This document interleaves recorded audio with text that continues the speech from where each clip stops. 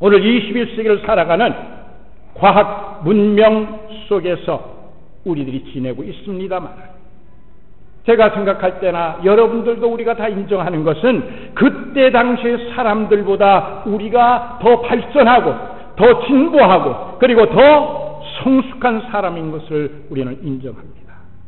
네, 하나님은 하나님의 속성상 그분은 진실하신 분이요, 그분은 사랑이 많으신 분이요, 능력이 무한하신 이것만 분명한 사실입니다. 그런데 그럼에도 불구하고 하나님이 일하시는 방법은 언제나 다르다는 거예요. 그때마다 새로운 방법을 하나님께서는, 그리고 다른 방법을 하나님께서는 동원하셔서 역사하시는 거예요. 그렇기 때문에 하나님께서는 21세기 오늘을 살아가는 우리들에게 출애굽 그 당시에 구름기둥이나 불기둥의 방식으로는 일하시지를 않지요. 그 대신에 하나님께서는 구름기둥과 불기둥의 모형이었는데 그 모형이 아닌 실체 되시는 예수 그리스도를 이 땅에 보내주신 거예요.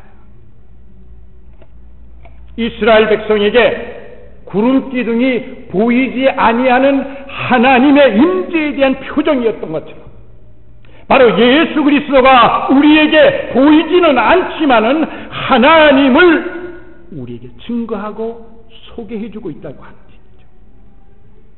우리가 고린도후서 5장 19절에 보면 이런 말씀이 있습니다. 곧 하나님께서 그리스도 안에 계셨다고. 그리고 요한복음 10장 30절에 보면은 나와 하나님은 하나이니라. 이것 때문에 죽을 고비를 넘기잖아. 그리고 계시록 19장 13절에 보면은 또 그가 피 뿌린 세마포 옷을 입었는데 그 이름, 예수님의 이름이 무엇인가? 하나님의 말씀이라 칭하더라. 예수님이 하나님의 말씀이라는 거예요. 오늘 성경 말씀 안에는 그 성경 말씀 속에 주님의 마음이 담겨 있는 거예요. 하나님의 마음이 성경 말씀 안에 담겨 있는 거예요. 그리고 주님이 원하시는 뜻이 성경 말씀 속에 담겨 있어서 우리에게 이렇게 살라고 지시하고 저렇게 살라고 교훈을 하고 있는 겁니다. 그리고 예수님이 친히 하신 말씀이 내가 곧 길이라고, 내가 곧 진리라고 그렇게 말씀을 하셨습니다. 이러한 말씀들을 미루어 보아서 지금 우리를 인도하시는 이 구름기둥은 무엇을 나타내느냐? 하나님의 말씀을 여기서는 가르친다고 보는 거죠. 또 성경 말씀을 찾아보지는 않지만은 주님께서 십자가에 달리시고 부활하시고 승천하시면서 우리에게 약속하신 바가 있어요. 그것이 무엇이냐면은 우리를 돕도록 도우시는 하나님, 성령 하나님을 너희에게 보내마. 그 말을 하셨어요. 너희와 함께 할 것이다. 그러니까 구름기둥은 또한 무엇을 의미하느냐 하면은 성령을 의미한다고 볼 수가 있습니다. 하나님의 거룩하신 성령이 우리에게 임함으로 그 성령이 우리의 인생을 인도하고 우리를 보호하고 지켜주시는 거예요. 오늘 본문을 우리가 함께 읽었습니다마는 9장 15절 16절에는 이스라엘 민족이 광야 생활을 하는 동안 하나님의 인도하심을 받은 사실을 말하는데 그 15절에는 이렇게 기록되어 있죠. 성막을 세운 날에 구름이 성막 곧 증거의 성막을 덮었고, 그 다음에 9절이 이렇게 나와 있어요. 저녁이면 성막 위에, 한번 따라 합시다. 불 모양 같은 것. 불이 아니에요. 불 모양 같은 것이 나타나서 아침까지 이르렀으니, 그렇게. 그리고 그 다음 16절에도 똑같은 말씀이 납니다. 항상 그러하여 낮에는 구름이 덮었고 밤에는 불 모양이 있었는데, 불 이거 아니에요. 불이 아니라 불의 형체를 가졌어요. 불의 모양을 가지고 있는 거예요. 여러분들 아시는 것처럼 모세가 시내 산 그곳에서 떨기나무에서 타는 불을 보았어요. 그렇죠? 불타는 떨기나무를 보았어요. 근데 나무는 타지를 않는 거예요. 우리가 신약시대 사도행전 2장을 보게 되면은 성령 강림시에 불이 혀같이 갈라지는 것이 저희에게 보였더니 그 말씀이 기록되어 있습니다. 불이라고 하는 것은 1세기 당시 한 100년 그 경에 유대인들에게 상징하는 것이 무엇이냐? 하나님의 임재를 그 당시에는 상징을 했거든요. 그게 불이라고 하는 얘기죠. 그런데 성막이 완성이 됐어요. 성막이 완공이 되기 전까지는 구름 기둥과 불 기둥은 저 공중 위에 그곳에 있었어요.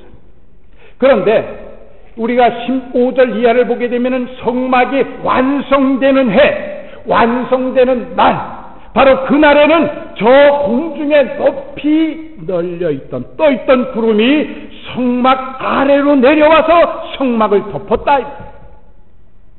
하나님의 영광이 이스라엘 백성에게 임했다라고 그렇게 우리에게 일러주고 있습니다. 자, 이렇게 하나님의 영광이 그 구름이 성막을 덮으면서 이때로부터 시작해서 40년간 이스라엘 백성들이 가나안 땅에 들어가기까지 구름 기둥이 이스라엘 백성들을 떠나지를 않았어요.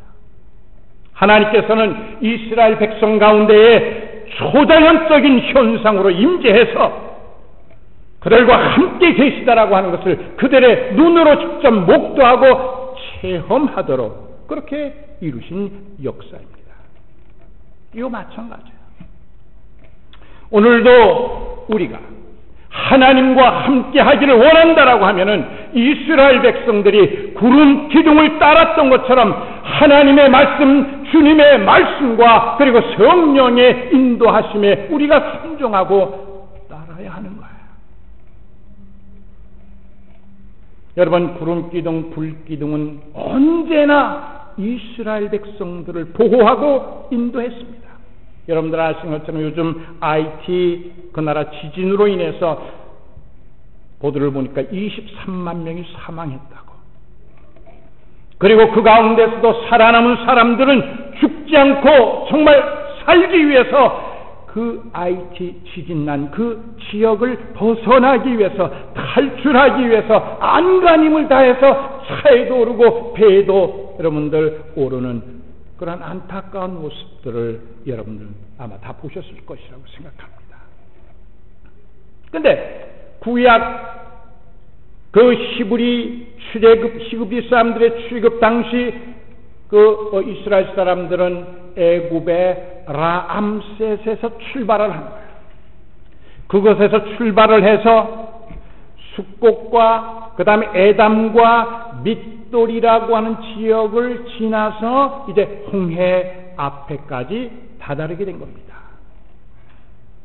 근데 안심하고 있었는데 그때 뒤를 돌아보니 수많은 애굽의 군대들이 병거를 동원해 가지고 자기들 이스라엘 히브리 민족을 잡으려고 지금 막 뭡니까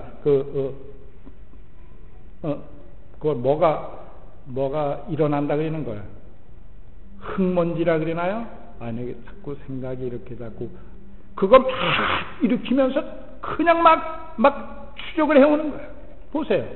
우리가 다 아는 바지만은 앞에는 홍해가 있고 그리고 뒤에는 애굽 군대가 추적해오는 그 사이에서 오도 가도 못하는 그런 상황이에요.